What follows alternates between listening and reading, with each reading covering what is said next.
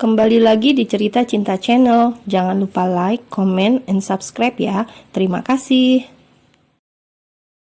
Hembusan angin pantai itu terasa panas membelai kulit, ditambah cuaca yang begitu terik membuat George ingin sekali menegak sesuatu yang segar.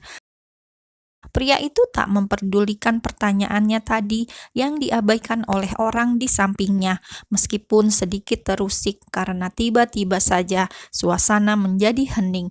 Tak ada keributan seperti biasanya, namun ia mencoba untuk biasa saja. Ia terus menikmati pemandangan indah di hadapannya tanpa menoleh sedikit pun ke samping. Sesungguhnya ada rasa penasaran yang menyeruak pada diri Josh. Ingin ia menoleh, namun diurungkan, sebab ia tak ingin terlihat memperhatikan wanita itu. Tak mungkin juga Gaby tiba-tiba pergi meninggalkannya, sebab tak ada pergerakan kaki yang didengar atau dirasakan olehnya, pertanda Gaby masih menemaninya di sana. Seolah lenyap wanita itu dari muka bumi saat suara galaknya tak menggema disapu oleh angin dan masuk ke gendang telinganya. Kornea mata pria itu memilih memandang ke arah beberapa wisatawan yang asik menyeruput kelapa muda langsung dari buah utuhnya, seperti terlihat sangat segar.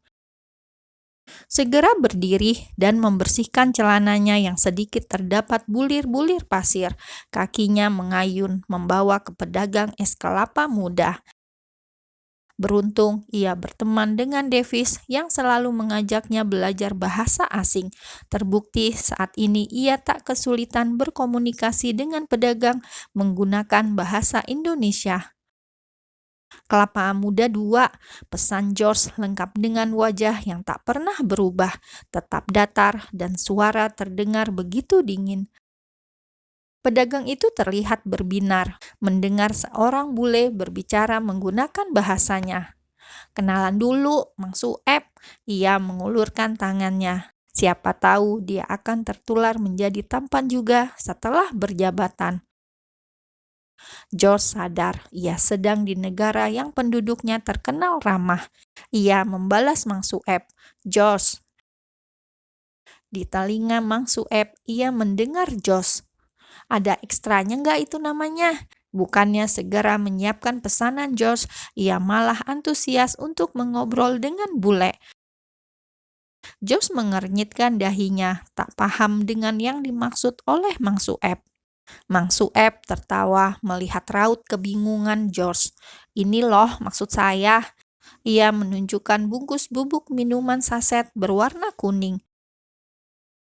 George hanya bisa menghela nafasnya pelan, mendengar candaan yang tak terdengar candaan di telinga pria dingin itu. "Es kelapa muda 2, ia memilih mengulangi mengucapkan pesanannya dengan wajah yang terlihat menakutkan di mata Mang Sueb. Membuat Mang Sueb langsung mengurungkan niatnya untuk melayangkan candaan lagi. Oke, tunggu sebentar." 2 buah kelapa muda yang sangat segar sudah berada di tangan George setelah ia membayarnya dengan uang euro yang belum sempat ia tukarkan. "Minum," langsung meletakkan buah itu ke samping Gaby yang tengah tidur terlentang. Pantas saja wanita itu tak merespon George, ternyata sudah memejamkan matanya. Mata George lagi-lagi mencuri pandang pada wajah cantik itu. Ada yang aneh, tapi apa? Terus ia menelisik setiap incinya. Pandangannya terhenti pada bibir yang terlihat sangat pucat. "Bangun," ia mencoba menggoyang-goyangkan tubuh lemas itu. "Apa dia sakit?" gumamnya. Tanpa banyak bicara, George langsung menggendong Gaby, meninggalkan es kelapa mudanya begitu saja yang belum sempat ia cicipi dan memilih membawa Gaby ke kamarnya. Sebelumnya ia meminta kunci pada resepsionis dan berpesan untuk mencarikan dokter. Ia tak ingin disalahkan oleh Lord nantinya jika tak menjaga anak bos mafia itu. Hati-hati, George membaringkan Gaby. Tak berselang lama, pintu pun diketuk. George segera membukanya. "Periksa dia," titahnya pada dokter yang baru saja masuk ke dalam. Dokter segera memeriksa kondisi Gabby, sedangkan George sudah menunggu di ranjang. Ia tak tahu mengapa dirinya merasa khawatir dengan wajah pucat itu. Pria berjas putih itu melepaskan stetoskopnya, pertanda pemeriksaan sudah selesai. "Sakit apa dia?" tanya George dengan tenang menutupi rasa khawatirnya. "Pasien hanya pingsan karena asam lambung, dehidrasi, dan kelelahan. Terjadi karena terlambat makan dan minum, ditambah mengeluarkan tenaga banyak," jelas dokter itu. "Saya resepkan obatnya, bisa dibeli di apotek terdekat. Jika pasien sudah bangun, langsung diminumkan obatnya, baru disusul makan," imbuhnya menjelaskan dengan detail. George memberikan uang euro dengan tangan kanannya dan tangan kiri ia gunakan untuk menerima secari kertas resep obat. "Kau bisa pergi," ia mengibaskan tangannya, mengusir tanpa mengucapkan terima kasih. "Permisi," dokter itu pun berlalu meninggalkan kamar George. Ditatapnya lagi tubuh yang tak berdaya itu. "Bisa sakit juga ternyata kau." George tak sadar jika penyebab Gabby seperti itu adalah dirinya yang membius hingga tak sadarkan diri selama 1 hari dan tak memberikan makanan serta minuman. Ditambah pria itu selalu memancing emosi Gabby terus. Bagaimana tubuh wanita itu tak lemas jika terus mengeluarkan tenaga tanpa mendapatkan asupan nutrisi? Sungguh tak berperasaan sekali George. Matanya beralih membaca selembar kertas dengan tulisan tangan yang sulit dibaca itu.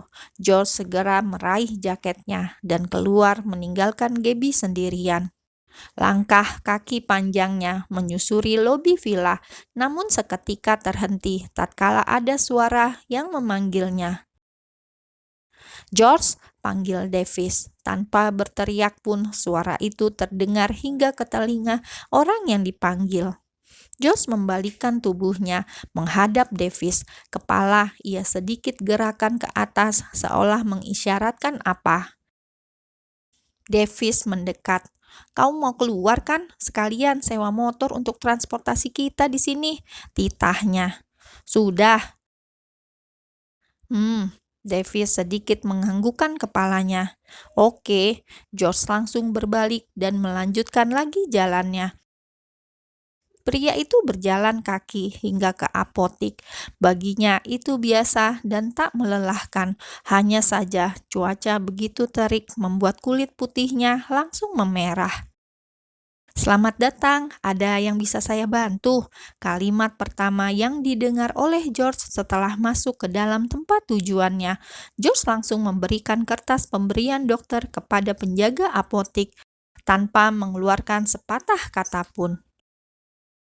Penjaga apotik itu sudah paham apa yang harus ia siapkan. "Rp250.000, Tuan," saraya tangannya memberikan kantong plastik berisi obat. George mengeluarkan dompetnya dari saku jaketnya, mengambil uang rupiah yang baru saja ia tukarkan ketika berjalan mencari apotik dan melewati money changer. 3 lembar berwarna merah ia berikan. Pegawai itu menunduk sebentar untuk mengambil kembalian. Ternyata George sudah tak ada. Pria itu langsung pergi setelah mendapatkan apa yang ia cari. Kini tujuannya adalah tempat penyewaan sepeda motor yang berada tak jauh dari lokasinya saat ini. "Sewa 4 sepeda motor." George langsung mengutarakan maksudnya kepada sang pemilik usaha penyewaan itu. Ia sengaja menyewa sebanyak itu agar setiap orang bisa mengendarai masing-masing tanpa harus berboncengan. "Maaf, hanya ada 2 sepeda motor dan itu motor Vespa. Harga sewa paling mahal." "Ambil semua." Tanpa basa-basi, langsung George setujui, daripada ia tak mendapatkan apapun. "1 aku bawa sekarang, dan 1 lagi kirimkan ke villa pinggir pantai Canggu," titahnya.